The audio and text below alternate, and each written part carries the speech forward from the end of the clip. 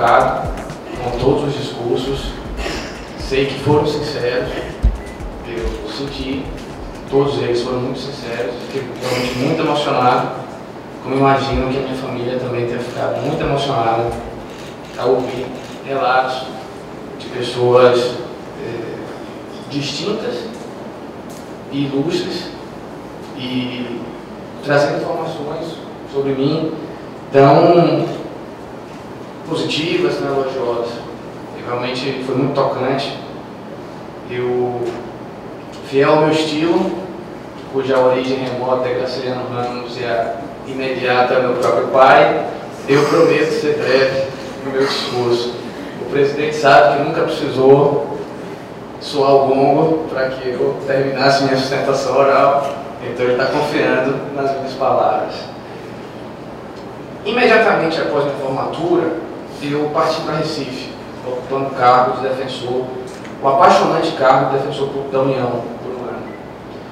Logo na sequência, assumi como procurador da República, que sempre foi a minha verdadeira vocação, desde a faculdade, e que pese meu pai ser magistrado, eu sempre quis ser do Ministério Público. Eu sempre achei e continuo achando que o Ministério Público ele tem uma mobilidade, ele tem uma condição de mexer com as estruturas muito maior, e sempre quis o Ministério Público Federal pela sua organização, pela sua respeitabilidade, e, enfim, essa era a minha verdadeira vocação desde os bancos escolares da faculdade, onde eu procurei me dedicar. Eu tenho a convicção que fiz um curso muito bom. Então, ao ser aprovado, trabalhei com ele um ano e depois trabalhei aproximadamente 9 anos em Brasília. Mas assim, que pese ter atuado em casos, inclusive de repercussão nacional, como foi colocado, eu sempre tive a impressão que precisava dar mais ao meu estado, precisava dar mais à Bahia. Vamos dizer assim, era a minha Itabira do poema clássico de Drummond. Então, quando surgiu uma oportunidade, eu pedi remoção para Salvador, foi uma surpresa, eu já podia ter vindo antes. E em que pese ser um procurador da República, vamos dizer assim, já calejado, já experiente, eu cheguei com o espírito de me dedicar ao máximo na PRBA. Eu cheguei com o espírito de trabalhar, como eu sempre trabalhei, no meu limite. Cheguei para contribuir, eu cheguei para somar. Eu tinha uma sincera expectativa de ficar mais tempo, eu não imaginava que eu seria promovido de uma forma, pode-se dizer, precoce. Mas o conselho da minha instituição reconheceu tudo que eu já tinha feito pelo MPF, resolveu me promover e era uma oportunidade irrecusável. Daí eu tive que interromper o trabalho aqui no TRE. Logo que eu cheguei, eu confesso que o que me impressionou do ponto de vista negativo foi a fragilidade das nossas instituições, públicas e privadas, comparadas com estados do nosso porte. Eu não vou comparar a Bahia com estados que, notoriamente, são atrasados em relação a nós. Mas estados com o nosso perfil, com o nosso porte, eu percebia e conversava com os mais próximos, havia uma fragilidade institucional. Em minhas reflexões, até já tive a oportunidade de compartilhar com o presidente durante uma sessão, eu atribuo isso ao déficit democrático que nosso Estado viveu durante o período. Essas práticas autoritárias que sufocaram as instituições locais, isso tem um preço, isso não passa impune. Então, eu sinto que é nossa obrigação, de todos, mas principalmente dos homens públicos, lutar firmemente para superar esse quadro, que ainda encontra alguns resquícios hoje em dia. E eu posso apontar essa questão, a própria relação ainda frágil entre os poderes em nosso Estado e o próprio Ministério Público, para não dizer que eu não falei em flores. Como diz Mário Vargas Llosa, no livro A Civilização do Espetáculo, felizmente, a história não é algo fatídico, e sim uma página em branco, na qual escreveremos o futuro com nossa própria pluma, nossas decisões e omissões.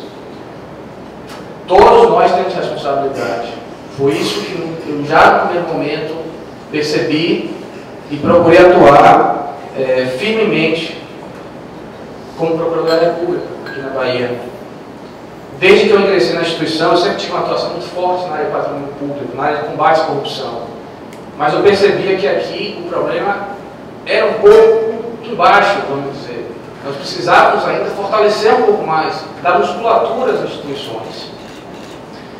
Entre as tarefas que se apresentaram para a minha chegada, a mais instigante, sem dúvida, foi assumir como Procurador Regional Eleitoral. Não estava no meu horizonte, naquele momento, o tal desafio. Em Brasília, quem ocupa esse cargo é o Procurador Regional da República. Então, eu jamais tinha me preparado para exercer uma função dessa relevância. Quando o surpreendente convite surgiu, eu hesitei. Eu não me sentia preparado. Quem me conhece sabe que eu reflito muito antes de tomar uma decisão importante. É o meu jeito de ser. Inclusive, lendo a autobiografia de Mandela, ele relata que na prisão da ilha de Robben, ele tinha um oponente do xadrez à altura dele. Ambos eram muito bons em xadrez. Só que Mandela tinha esse estilo. Pensava demais, antevia demais as jogadas. Enquanto seu oponente era o oposto. Mas era tão bom quanto ele. Enfim, esse é o meu jeito. Eu sou muito... penso demais para tomar as decisões. Nesse momento, minha esposa, Conceição, foi fundamental para que eu aceitasse. Ela sempre tem muita confiança em mim e me apoiou e me persuadiu, sabendo que eu teria condições de dar conta desse desafio, mesmo sem experiência. Olhando retrospectivamente, eu não tenho dúvida, foi a decisão acertada. Na verdade, eu teria ficado muito arrependido se não aceitasse. Penal sempre foi minha paixão, desde a faculdade, eu gosto da área penal. Improbidade eu aprendi a gostar no Ministério Público, até porque improbidade não se estuda na faculdade, pelo menos não na minha época. E aqui na Bahia eu posso dizer que eleitoral entrou para essa trinca. São as áreas realmente que eu gosto, penal, improbidade e eleitoral. Só por aí você já percebe que tem um viés um pouco punitivo em todos eles, né? Eu gostei muito de atuar como Procurador Regional Eleitoral. Eu fui muito feliz aqui.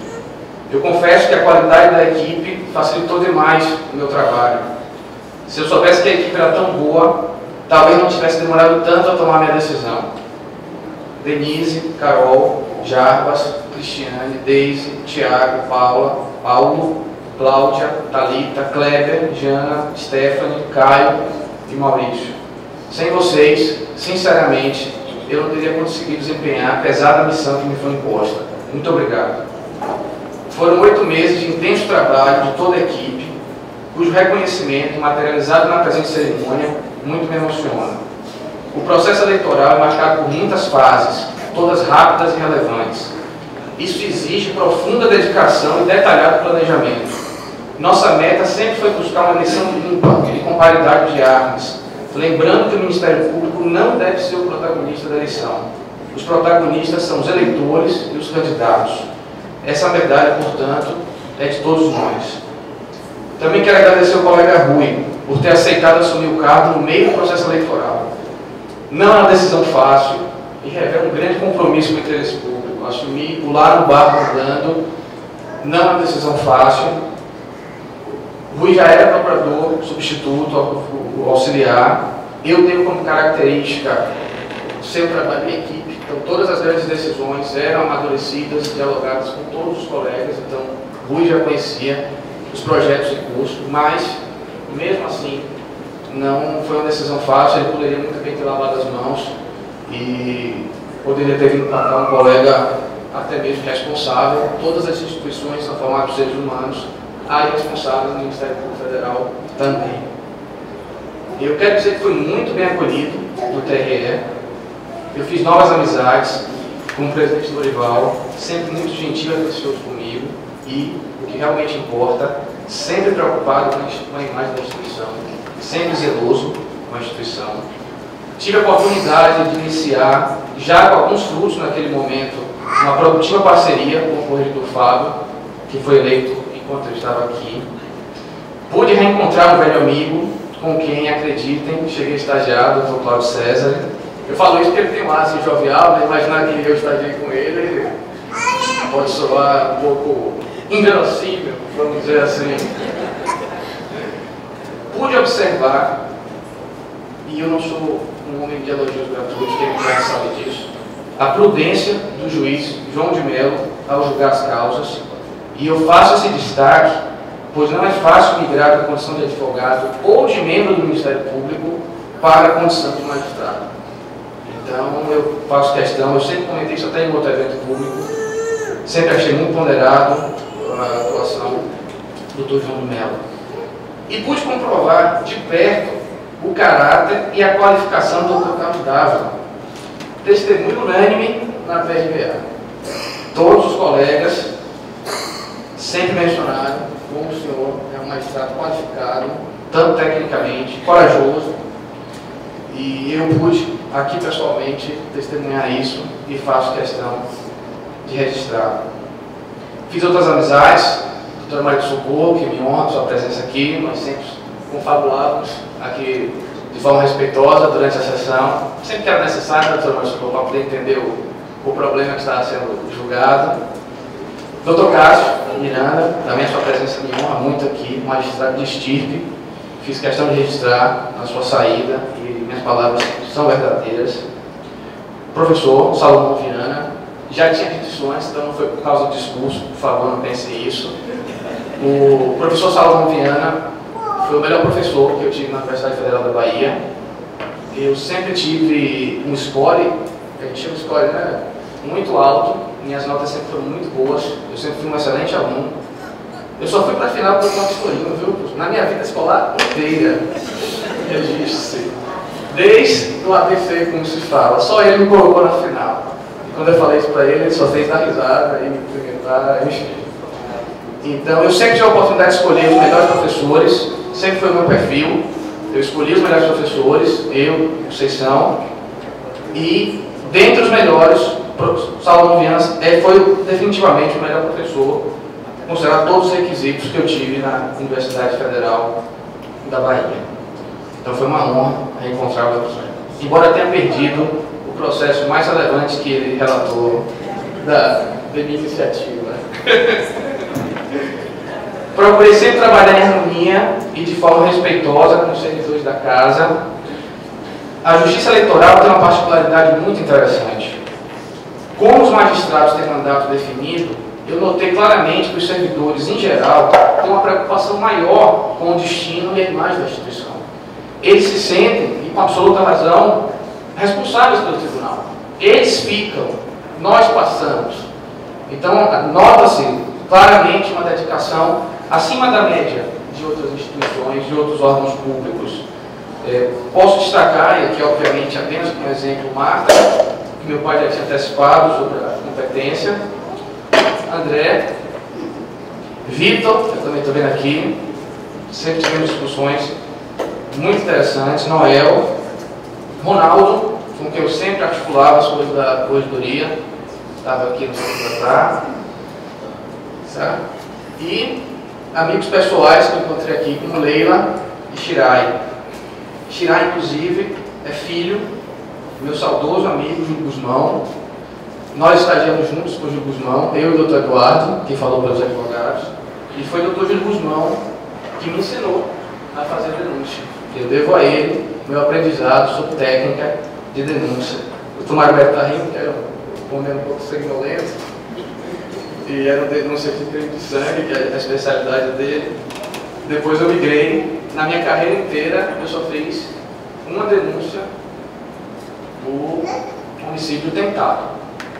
Foi a única denúncia de crime de sangue que eu fiz. Normalmente, minhas denúncias são crimes contra a administração pública.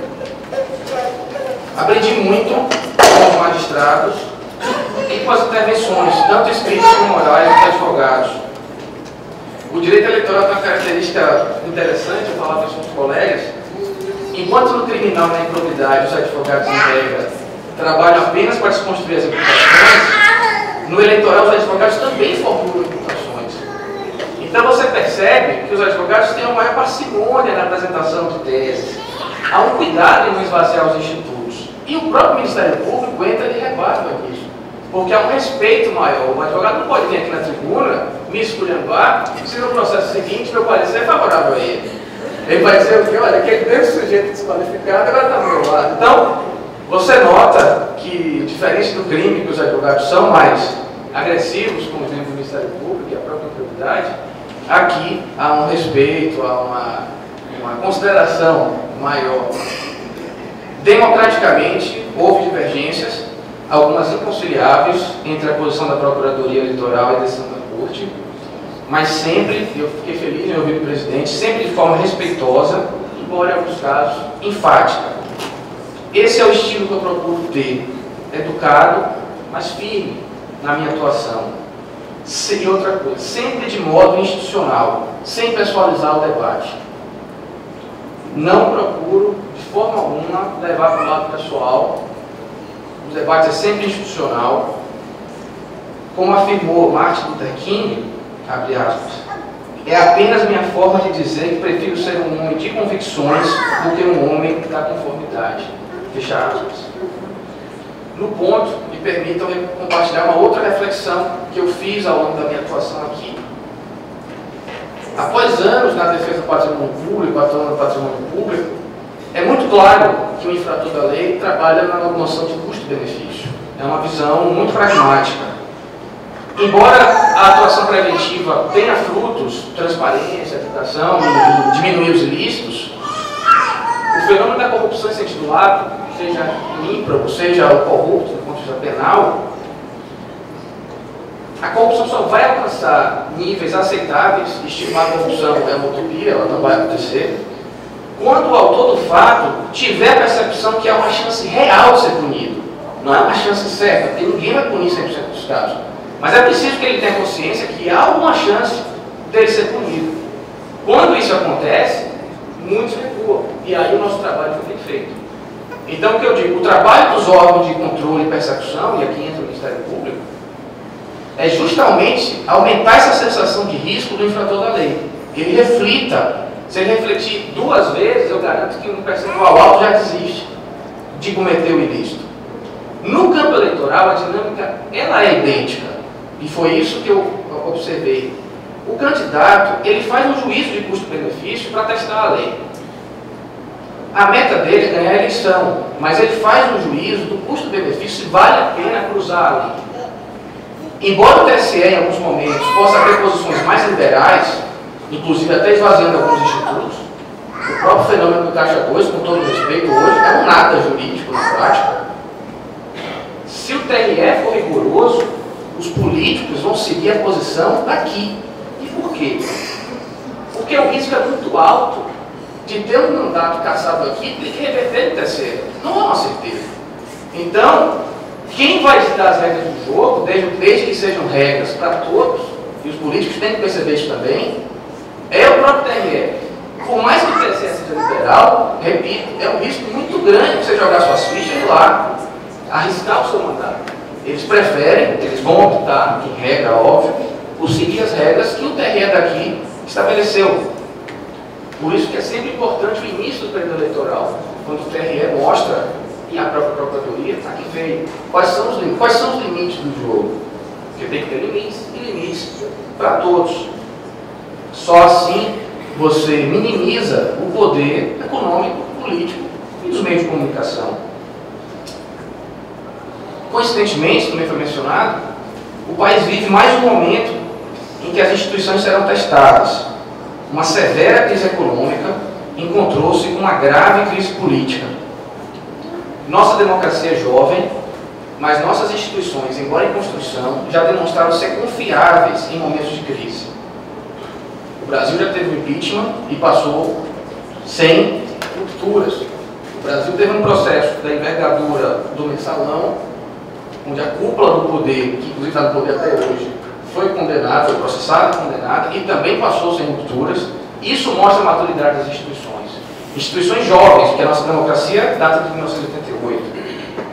E basta olhar para o nosso continente e ver que a democracia em alguns países está em processo de deteriorização, a Argentina é um exemplo, ou quase sepultada. Chamar a Venezuela hoje de democracia é um passo, como disse Marco Aurélio, demasiadamente tarde.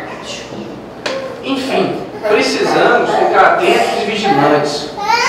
Conforme Nelson Mandela, abre aspas, na política, não importa o quanto alguém planeje, as circunstâncias frequentemente ditam os eventos. Fecha aspas. A democracia é o melhor sistema que o pensamento humano criou. Estou plenamente convencido que não há salvação fora do Estado democrático e de direito. Eu acredito e vivencio plenamente o Ministério Público efetivamente republicano. Desde que eu entrei na instituição, sempre foi assim que eu atuei. Até porque eu nasci velho, professor. Eu sou, enfim, eu não me deu luxo de ser jovem. Eu nasci velho. Sem favoritismos, sem perseguições. Eu espero sinceramente que a minha instituição, que a nossa instituição, esteja à altura do grave momento que se apresenta.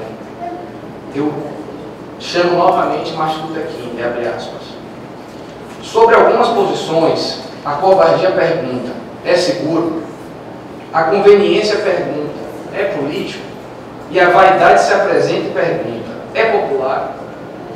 Mas a consciência pergunta, está certo? E chega um momento em que devemos assumir uma posição que não é segura, nem política, nem popular. Mas devemos fazê-lo porque a consciência nos diz que é certo. Eu prometi ser breve, então eu inicio a minha conclusão agradecendo a presença de todos, especialmente meus amigos, minha família. Minha família esteve aqui na minha primeira sessão, desembargadora Maria de Socorro, vai lembrar, ela até mencionou família é tudo, com aquele jeito amoroso que ele é peculiar. E estão aqui hoje no encerramento.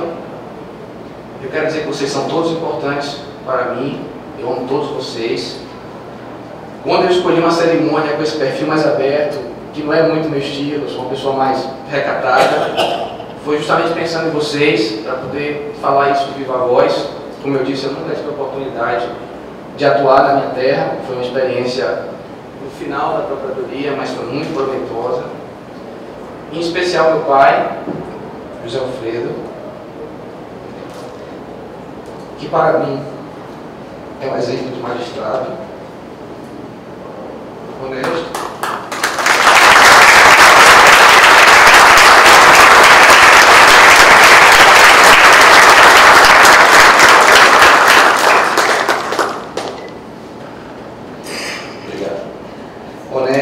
imparcial e firme em suas decisões, em resumo, independente, que não é fácil em tempos de curtos, muitas vezes. Minha mãe Marta, que me educou, sempre esteve comigo e foi a pessoa que me transmitiu os valores que carrego ao longo de minha vida pessoal e profissional. Valores de retidão e seriedade. Minha esposa, Conceição, o amor da minha vida, desde a faculdade, meu exemplo de profissional sério e dedicada, e que sempre viu em mim enorme potencial para brilhar. Sem ela, definitivamente, eu não teria chegado até aqui. E por fim, meu filho, José Herbert, que veio completar a minha existência. Eu sinto que nasci para ser pai, nunca fui tão feliz desde que esse safadinho roubou meu coração. Aos meus amigos, familiares, e repito, amo todos vocês e agradeço a todos pela presença e pela atenção. Muito obrigado.